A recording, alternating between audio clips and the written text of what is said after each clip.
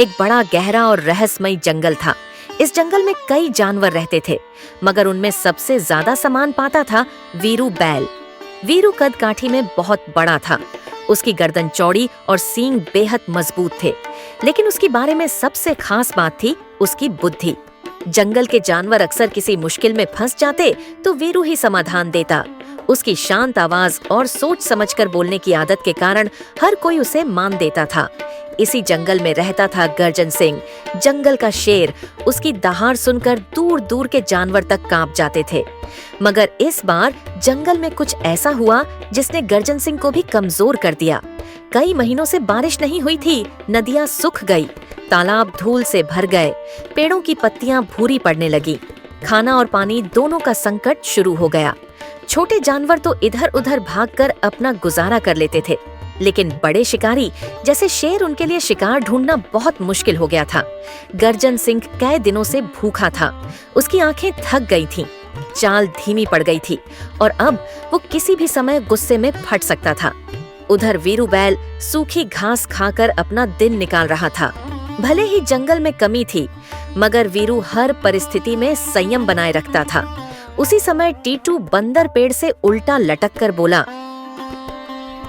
वीरू भैया, आज जंगल में माहौल कुछ अजीब है। गर्जन सिंह को मैंने चट्टान के पास घूमते देखा। वो बहुत गुस्से में है। वीरू ने सिर उठाकर कहा, शायद भूखा है।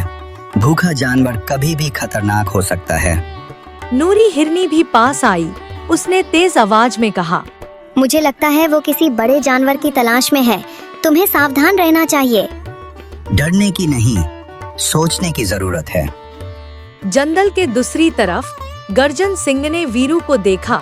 इतना बड़ा, इतना विशाल बैल। उसके भीतर भूख गर्जने लगी। अगर मैं इसे मार लूं, तो कई दिन पेट भरेगा। वो धीरे धीरे झाड़ियों में छिपकर आगे बढ़ने लगा। उसके पैरों की आवाज को जमीन तक महसूस नहीं कर पाई। वीरू दूर खड़ा था, मगर उसकी बुद्धि ने खतरे का एहसास तुरंत करा दिया। अचानक गर्जन शेर झाड़ियों से कूदकर बाहर आया। तैयार हो जाओ वीरू, आज तुम मेरे भोजन बनने वाले हो। टीटू और नूरी दूर से कांपते हुए ये दृश्य देख रहे थे। उन्हें लगा कि आज वीरू का अंत हो जाएगा, लेकिन वीरू ने भागने की कोशिश नहीं की। वो शांत रहा, जैसे उसे सब पता था कि क्या होने वाला है। शेर करीब पहुंचा ही था कि वीरू ने धीमी और गहरी आवाज में कहा, रुक जाओ गर्जन, मुझे मारकर तुम्हारा पेट सिर्फ कुछ दिनों के लिए ही भरेगा। लेकिन अगर मैं तुम्हें एक ऐसी जगह दिखा दूं जहां रोज खाना मिले तो? शेर रुक गया।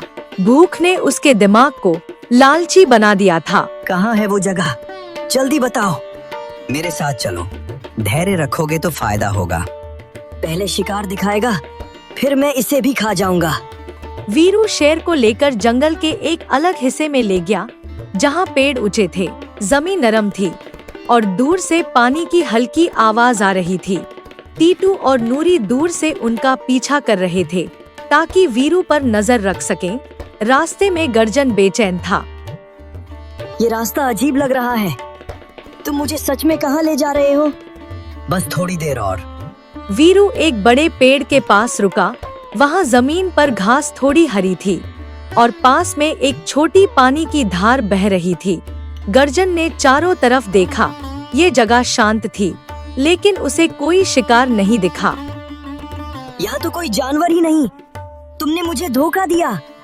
गर्जन, मैंने तुम्हें बचाया है, क्योंकि इस जंगल के कई रास्तों पर भूखे जानवरों को देखते ही हमला करने वाले समूह घूम रहे हैं।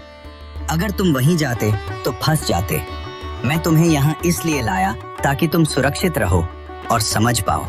गर्जन का गुस्सा थोड़ा कम हुआ। और मुझे भूख का क्या? यहाँ करीब ही एक छोटा तालाब है जहाँ रोज छोटे जानवर पानी पीने आते हैं। तुम चाहो तो वहीं शिकार कर सकते हो। भूखे दिमाग से लिए फैसले हमेशा गलत होते हैं। गर्जन कुछ सेकंड चुप रहा। उसकी आंखों में पहली बार शर्म दिखी। टीटू और नूरी भी पास आ गया। गर्जन सिंह, वीरू ने आपकी जान बचाई है। और अगर वीरू चाहता तो आपको खतरे की जगह भेज सकता था, मगर उसने नहीं किया। गर्जन ने सिर झुकाया। मैंने तुम्हें कम आंका वीरू। तुम सच में बुद्धिमान हो। सिख ताकत से बड़ी होती है बुद्धि। सही सोच बड़ा से बड़ा खतरा भी टाल देती है। भूखा और गुस्सैल मन गलत फैसले कर देता है। इसलिए संयम ही सबसे बड़ी ताकत है। बहुत समय पहले की बात है। एक जंगल में रहता था एक बाघ। जंगल में जो भी उसके सामने मिलता, उसने उसका शिकार कर लेता था। इसलिए जंगल के कोई भी जानवर उसके पास नहीं आते थे।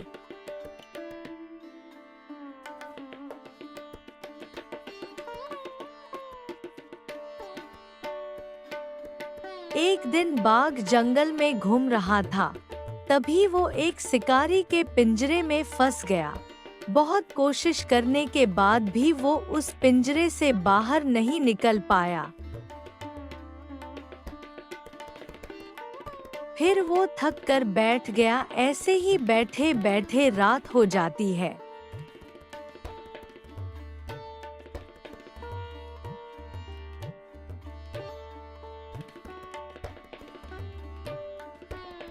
अगले दिन सुबह बाघ ने किसी से मदद मांगने का मन बनाता है। वो किसी जानवर के आने का इंतजार करता रहा, लेकिन कोई उसके पास नहीं आया। ऐसे ही 2 दिन बीत गए। 2 दिन से कुछ ना खाने के कारण बाघ बहुत कमजोर हो गया था। तभी वहां से एक बंदर गुजर रहा था। बाघ उसे देखकर पास बुलाता है।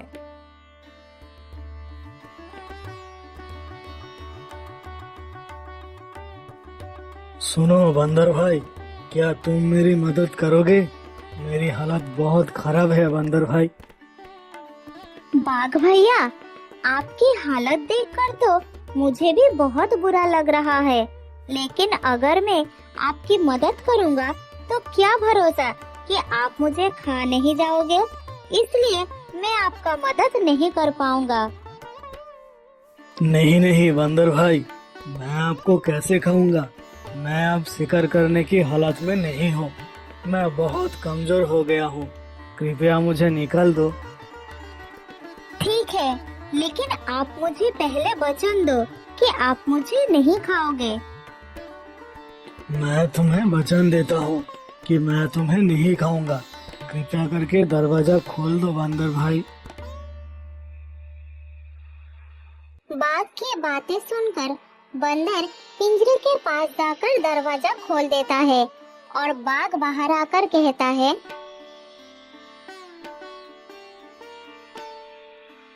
बड़ी भूख लगी है मुझे बंदर भाई, पर तुम भी बहुत स्वादिष्ट लग रहे हो। अब तुम्हें खाकर ही मेरा भूख मिटाऊंगा। बाघ भैया, आपने मुझे वचन दिया था कि आप मुझे नहीं खाओगे। जैसे ही बाघ बंदर की तरफ बढ़ने लगता है, तब बंदर तेजी से भाग निकलता है और बाघ भी उसका पीछा करता है।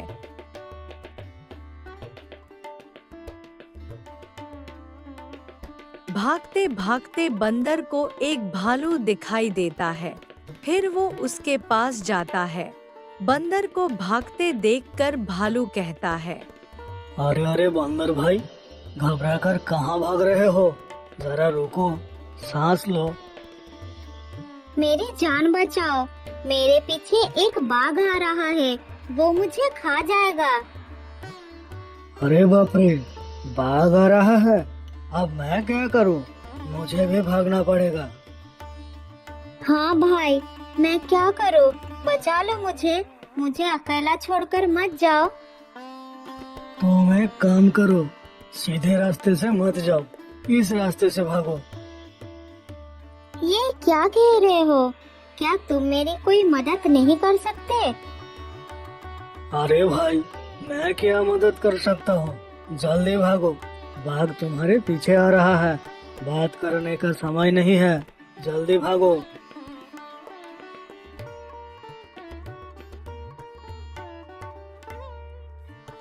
बाघ को अपनी तरफ आता देखकर बंदर और तेजी से भागने लगता है।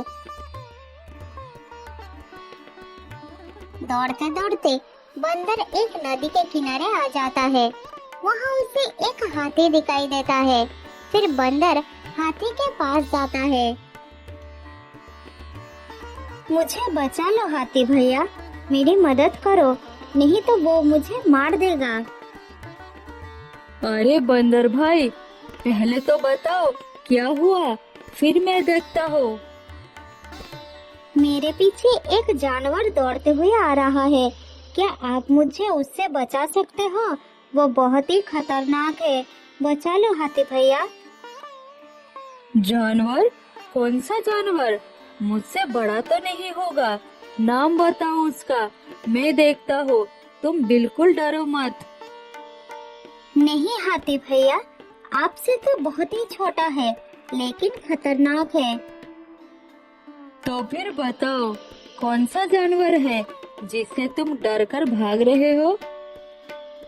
हाथी भैया, वो एक बाघ है जिसने मेरे साथ धोखा किया है। क्या कहा तुमने? बाघ? अरे बाप रे, अच्छा तो ठीक है, मैं चलता हूँ, तुम अपना ध्यान रखना। अरे हाथी भैया, मुझे अकेला छोड़ के कहाँ जा रहे हो? मुझे भी आपके साथ ले चलो, नहीं तो वो बाघ मुझे खा जाएगा। मेरे लिए रुको हाथी भैया।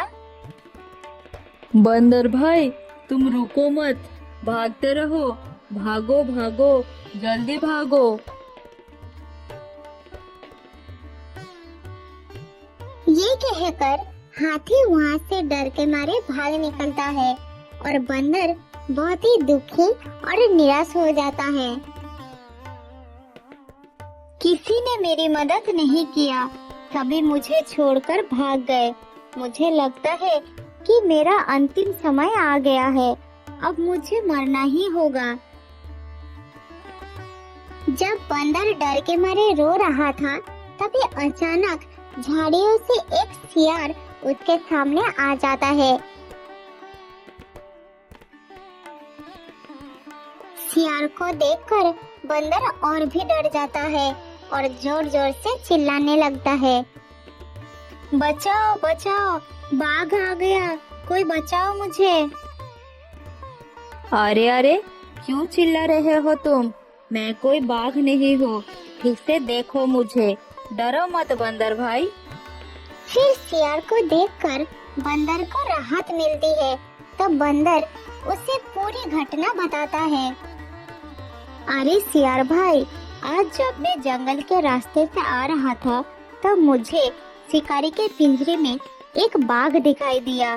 तब बाघ ने मुझसे उसे पिंजरे से बाहर निकालने के लिए कहता है, लेकिन पहले तो मैंने उसे बाहर निकालने से बिल्कुल मना कर दिया। फिर जब वो मुझसे कहता है कि अगर मैं उसे पिंजरे से आजाद कर दूं, तो वो मेरा दोस्त बन जाएगा, लेकिन जब मैंने उसे पिंजरे से आजाद किया, तो वो मेरा दोस्त बनने के बजाय मुझे खाना चाहता है, इसलिए मैं उसे दूर भाग रहा हूँ। अच्छा, तो ये बात है, ठीक है, मैं तुम्हें उस बाघ से बचाऊंगा। सियार की बात सुनकर बंदर को गुस्सा आता है। फिर वो उसे कहता है, क्या बकवास कर रहे हो? तुम मेरी मदद क्या करोगे? हाथी और भैंस भी हार मान गए बाघ के नाम सुनकर, और तुम तो बस एक छोटा सा सियार हो। अरे भाई, शरीर बड़ा या छोटा होने से कोई फर्क नहीं पड़ता, बस हिम्मत और बुद्धि बड़ी होनी चाहिए। तो क्या तुम उस बाघ से लड़ोगे? भाग जाओ यहाँ से, नहीं तो वो मेरे साथ तुम्हें भी मार देगा। दोनों की बातचीत चल ही रही थी, तभी वहाँ पर बाघ आ जाता है और बंदर को देखकर दहाड़ कर कहता है,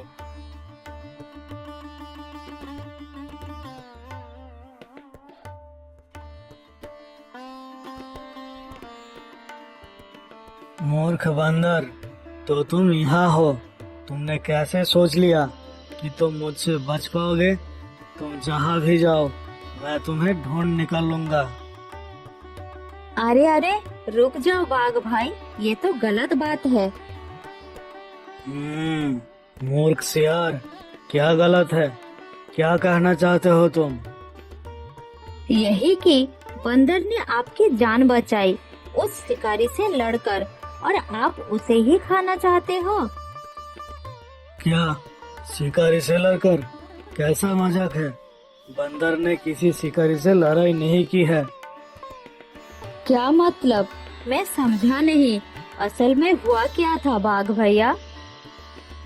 बाघ सियार को फिर सारी बात समझाता है।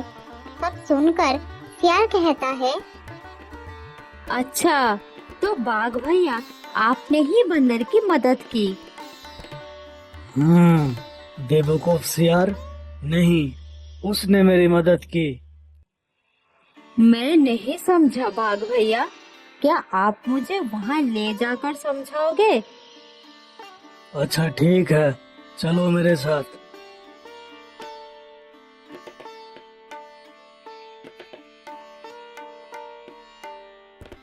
बाघ बंदर और सियार को लेकर फिर उस पिंजरे के पास जाता है और पिंजरे के अंदर जाकर कहता है, देखो सियार, मैं इस पिंजरे में बंद था, ठीक है, ऐसे।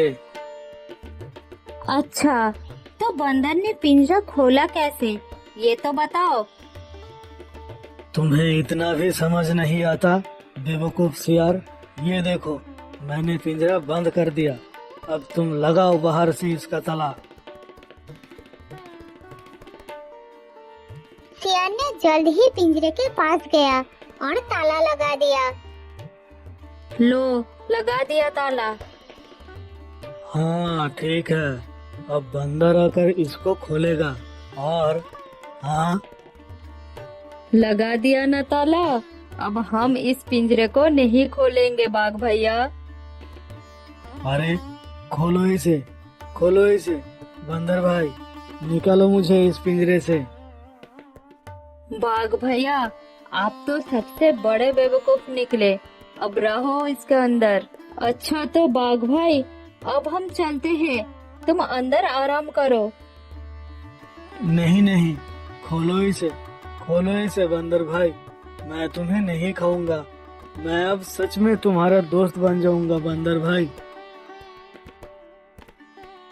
फिर बाघ को पिंजरे में बंद करके बंदर और सियार खुशी खुशी वहाँ से चले जाते हैं। मुझे माफ कर दो सियार भाई, मैंने तुम्हें छोटा और कमजोर समझा। अरे भाई, शरीर बड़ा या छोटा होने से कोई फर्क नहीं पड़ता, बस बुद्धि बड़ी होनी चाहिए। शुक्रिया मेरे दोस्त, मैं आगे से किसी में भी छोटा या बड़ा होने का भेदभाव नहीं करूँगा। उस दिन के बाद से वो दोनों